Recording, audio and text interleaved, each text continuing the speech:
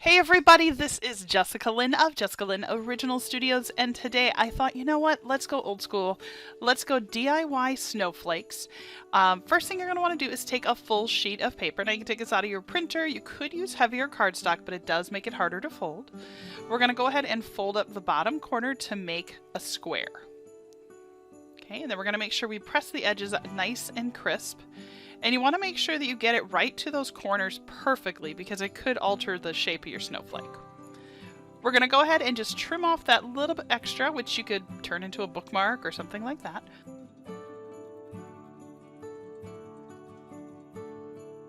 Now that we've got it as a pyramid looking shape, right, we're going to go ahead and fold it in half. So watch, we're going to take the right hand side and we're going to fold it right over to the other one.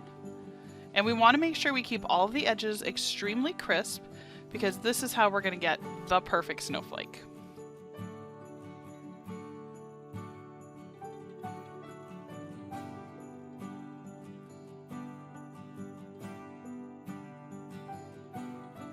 Now this is where it gets a little tricky, so if you're helping your kids, you might want to, do this part for them.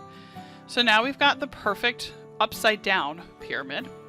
What we're going to do is we are going to take the sides, so that both the left and the right, and we'll do one at a time, and we're going to go ahead and fold them to the center. So we're going to take this one and fold it kind of up into the center. So let me just go ahead and show you how that works. Now this is where you want to be really careful. Just make sure you get a nice crisp edge. There we go. Boom. Perfect. Now what we're going to do, now that we've got a really perfect crisp edge, we're going to flip it over. So see how pretty that edge looks? Super good. So we're going to flip it over. And we are going to do the same thing on the back side. And so it's going to look a little bit like an accordion, like a small accordion. But by doing that, it really helps with the fold on the paper. So let me go ahead and just fold this. Now you do have a couple options. You can leave it like this and you'll get some really fun kind of pointy edges. So I would encourage you to experiment and play around, right? So from here, you could start just cutting some shapes into it. Now I'm going to go ahead and just sketch something to show you. You can make it pretty intricate. So you have a couple options. Again, you could smooth off this edge if you want to make it just a little bit of a smaller. Let me just show you here. So I'm just going to show you by taking off that top edge, so those pointy pieces. There we go. All right, so let me just clean this out. So from here, you have a couple, like I said before, you have a couple options. You can get some really intricate shapes with the way that we folded this. So I'm going to just draw on, now you can see this side here, you have a full flush. You can see the full back of the paper. That's the one you're going to want to draw on, if you will. I have seen people do like Mickey Mouse shapes or different characters from Star Wars. This is where you can take the time to either kind of just take your scissors and hack into it, or you can go in and actually do some intricate drawings. Now I'm just going to do some really easy straight lines that you could replicate. I think that it's super easy to do and it's not a big deal. You know what I mean? And the thing is yeah, there's a pen on here. I'm using pen just so you can see it.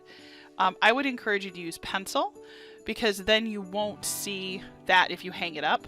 I'm only using pen because, again, there's kind of a lot going on my screen, and I wanted to make sure that you could see what I was showing you.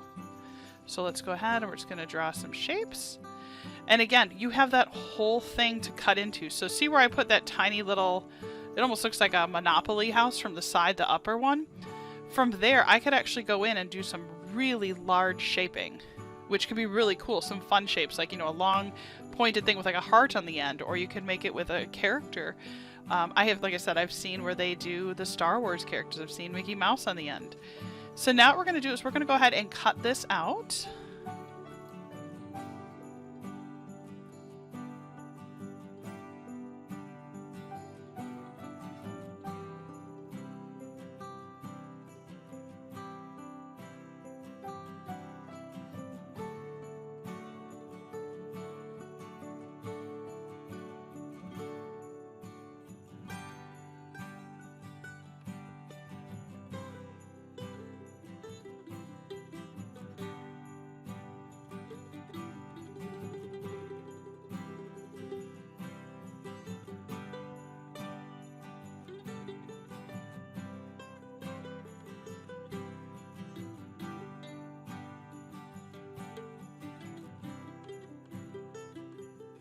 Now, I cut a very minimal snowflake, okay? So you can see, look how much paper I cut off of there. So again, this is where you gotta be really creative. And what I would encourage is do it one way, try it again, do it another way, try it again, you know?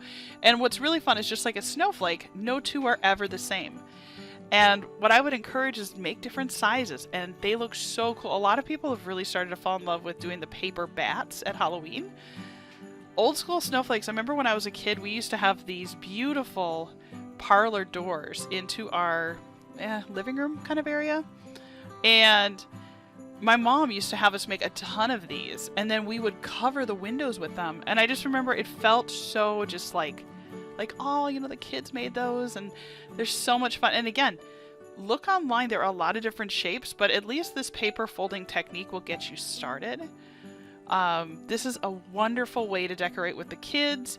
Just make sure you use kid-proof scissors if your little ones are doing it.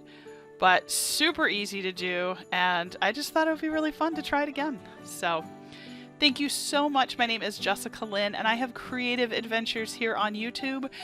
We make a lot of Christmas DIY, Halloween, all year round paper crafting. I'm also the owner of JessicaLynnOriginal.com, which is a rubber stamp company. We make custom stamps as well as photopolymer stamps. And then I have this amazing YouTube channel where I get to connect with you. So be sure to subscribe. We'll see you again soon.